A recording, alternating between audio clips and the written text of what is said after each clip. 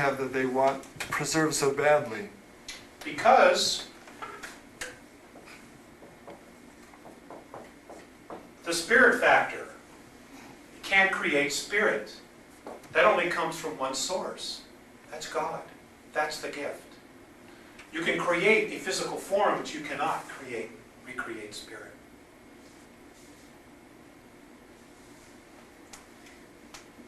And if you create a physical form, unless it's divinely ordained, you can't put a spirit into it. This is the problem the Grays have. They have created their hybrids, but they can't get a soul to incarnate in it.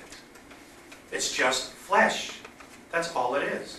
And they have to artificially keep it alive, because there's no soul in it.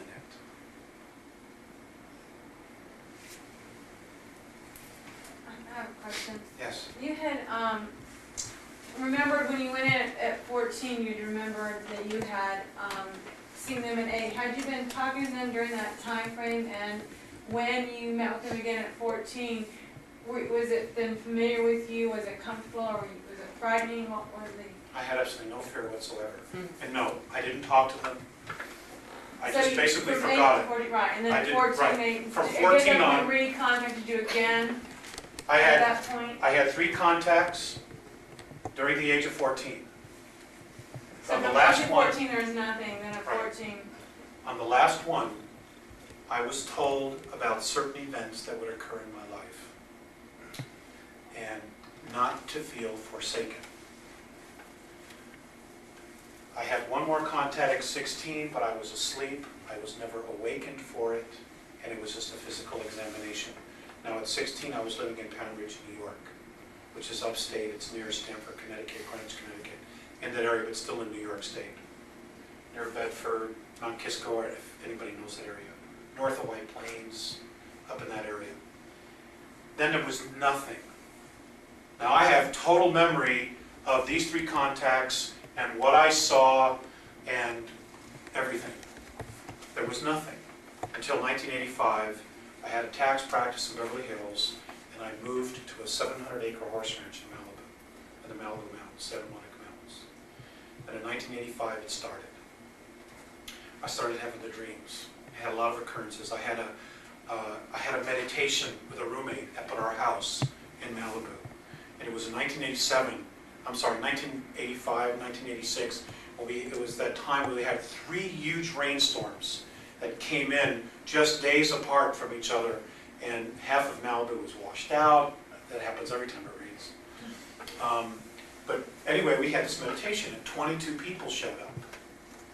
And we were inside meditating. It was great. We were there for about an hour, hour and a half, and then we decided to take a break. Well, 2 brothers went outside, James, and I can't remember the other brother's name. They went outside to have a cigarette, because we didn't allow smoking in the house.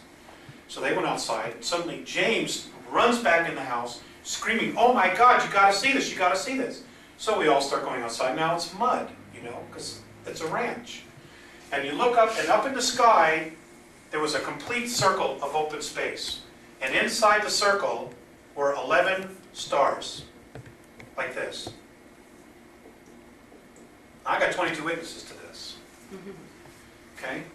There were 11 stars. So we all start to hold hands. And we start to meditate now outside.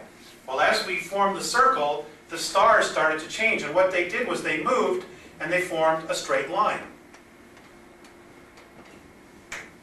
Just like this. Now there are people there that started to cry, grown men. One guy was, "Oh my God, this is my first sighting. 17 years I've been into this. This is the first time I'm seeing a UFO. And there are these stars moving all over the sky in this one clear space of sky." Well, they suddenly started to spread apart like this and form the circle again. Okay? However, one in the middle stayed. One stayed in the middle.